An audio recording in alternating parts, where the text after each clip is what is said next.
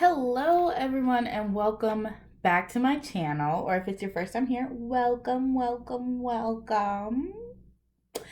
Make sure to subscribe so you can just join my little family here. You can see everything else. Yeah.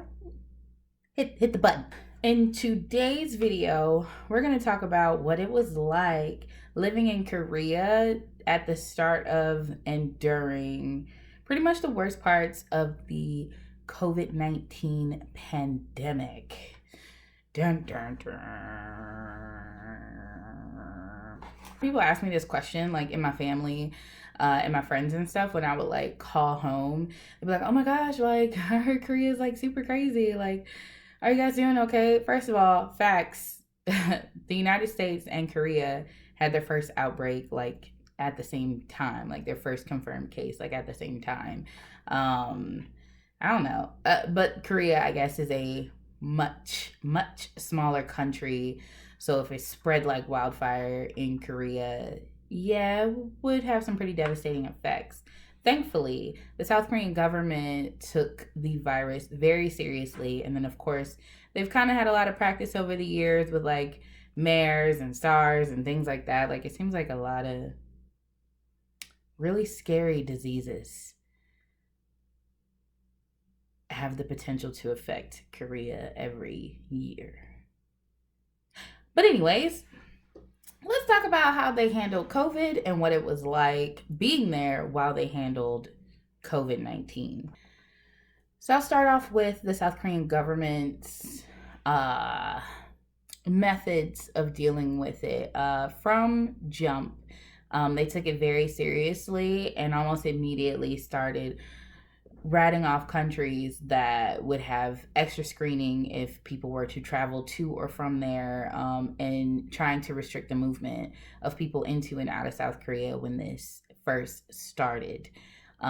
Korea has a lot of CCTVs, cameras, literally everywhere all the time, which was great because whenever someone self identified that they had traveled into or out of the Wuhan area of China or was confirmed positive with the disease, the South Korean government was able to tap into all those CCTV cameras that they have everywhere and do very thorough contact tracing.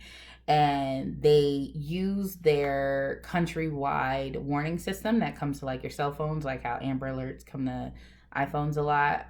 They use that countrywide emergency notification system to let everyone know the results of the contact tracing, like what areas they have been to and things like that. So I literally got these up until the day that my phone got cut off. And as you can see, there's just a lot of them. Like I'm still in May, Now I'm in April 19th. And before these were all about, because all of these are about coronavirus. Before they were about coronavirus, we would just get one every now and then. If like the Mise Monji or the Huangsa was really bad, but like as you can see, where we March 8th, 8th, the 16th patient, 13th, he said it's a 49-year-old female. Where are we? Oh my gosh. This is contact tracing. As you can see, they sent us all of it with the times and things like that. And that was February 29th. They were counting that as the seventh person, which is a 14-year-old female in middle school. Yeah, there were a ton of these. And the Korean CDC would go into those areas and do deep cleans if need be, and encourage people to give everything time before they went back to that area and whatnot, and so on and so forth. I was in the military over there, and so it was a little bit different for us, but not really. Our base commander did a really good job of just following the lead of the South Korean leaders around us. So when they encouraged social distancing, masks, and limiting leisure activities like eating at restaurants and going to huge shopping centers and whatnot, the base followed suit. We were restricted from sitting down in restaurants, going to any bars or nightclubs. Um, Eventually, that also led to us not being able to go to hair or nail salons, go to barber shops.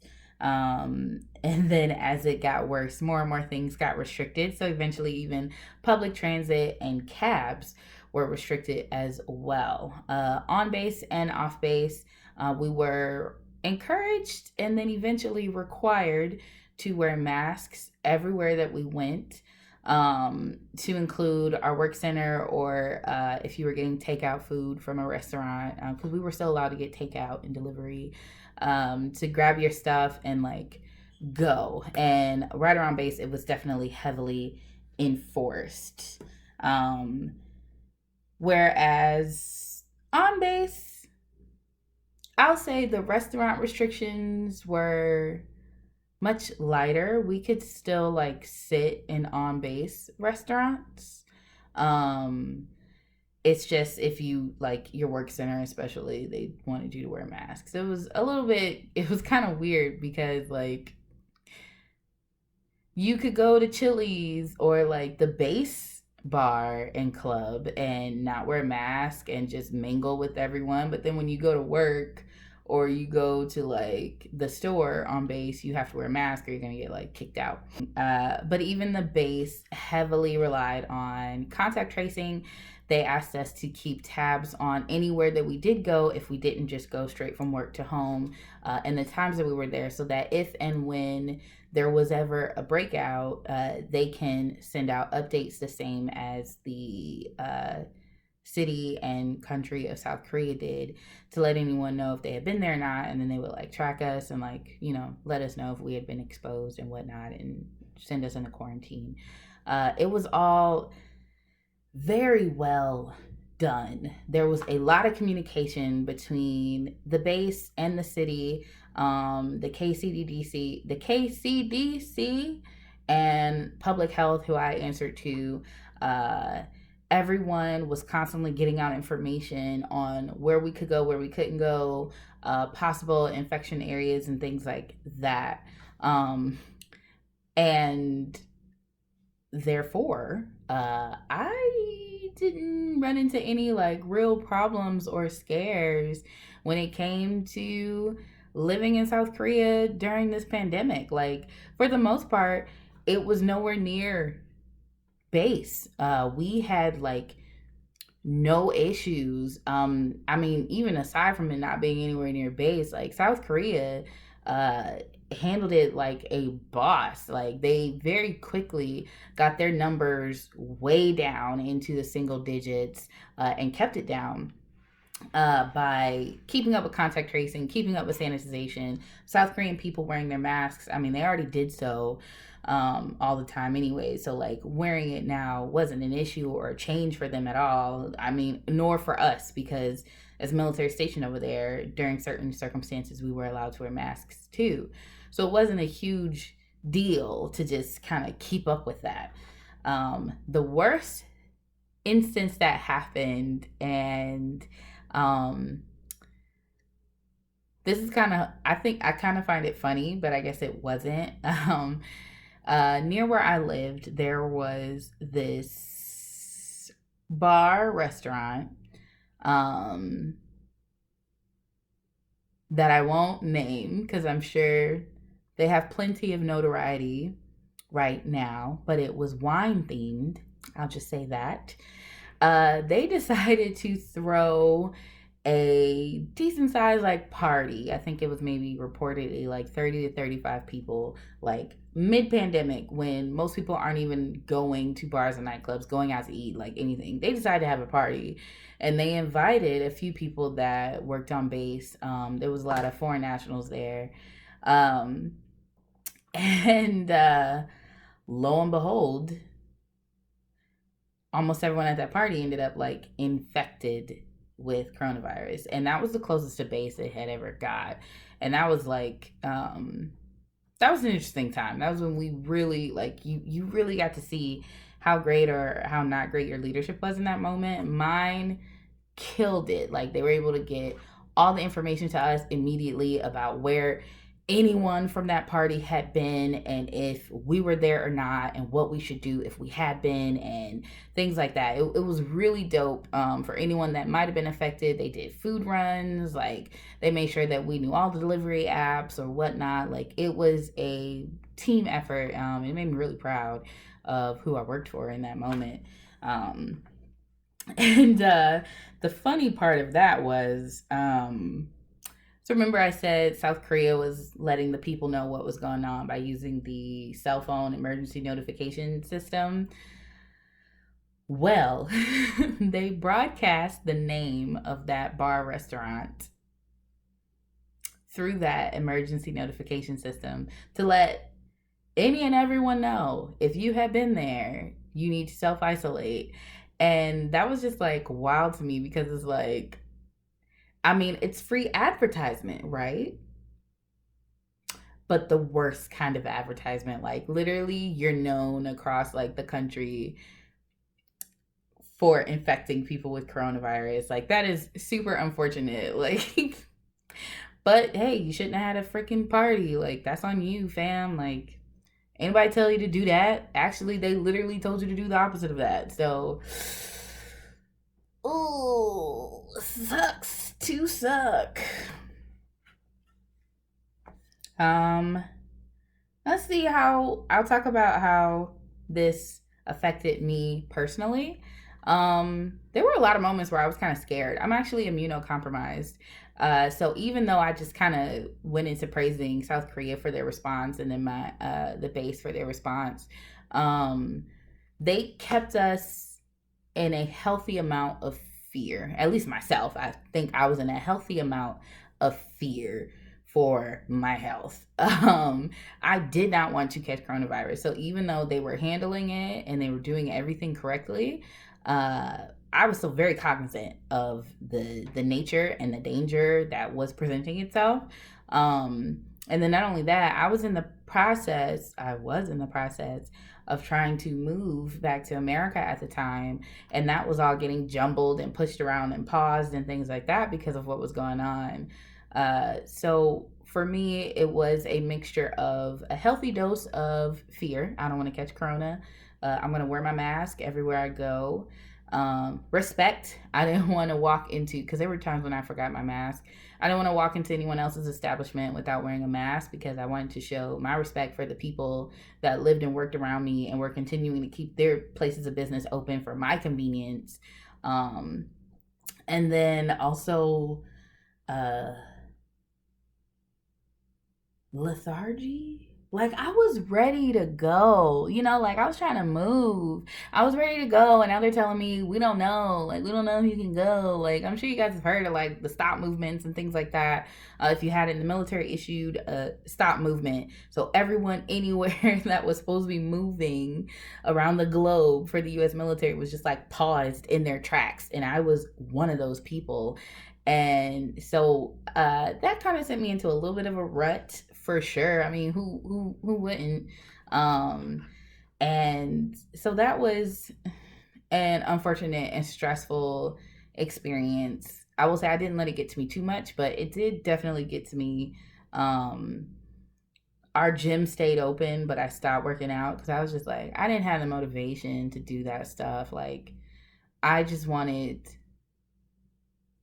everything to go back to normal, and it was not at that time.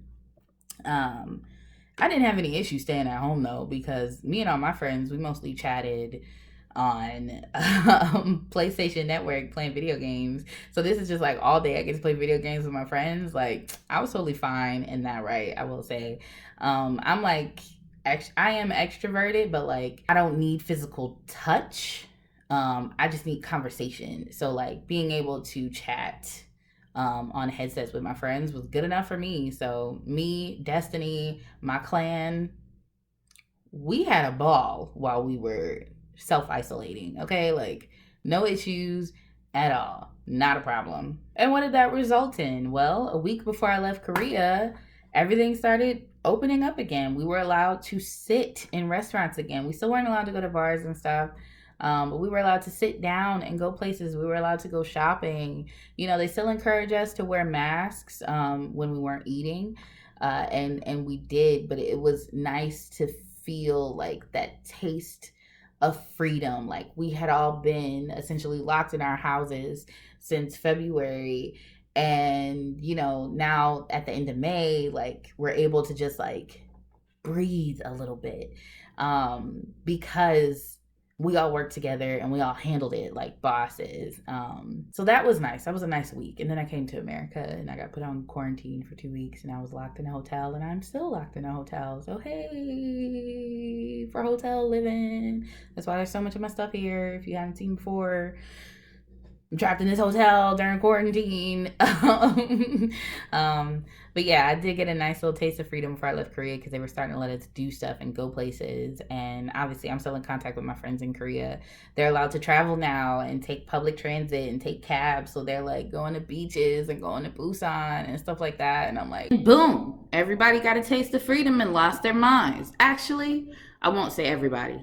I'm going to say the army because we know it was the army. It's only ever the army. We shouldn't ever give them any freedom. We should always treat them like children. Thanks, army. You put us in the news. I will say though, like, how do they expect people eating in restaurants to wear masks? That's a little far-fetched. Back to my jealousy.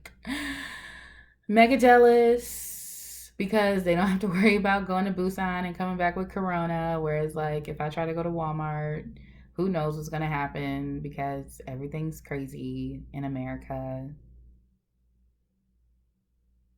But yeah, so if you were worried, if you are a friend or family and you were worried about me living in Korea through this pandemic, you didn't need to be. I was safer there than I am here, honestly and truly. I for sure was. Um, and when it came to my mental health, yeah, I was in a little rut, but that was more so because of my move and not because I was stuck in the house. I was totally fine with being stuck in the house. I had my PlayStation and I had my PlayStation friends. I was good to go. And then how is Korea doing now? Absolutely freaking outstanding. Like they handled it and things are going great for them now. And I am jealous. That is for sure.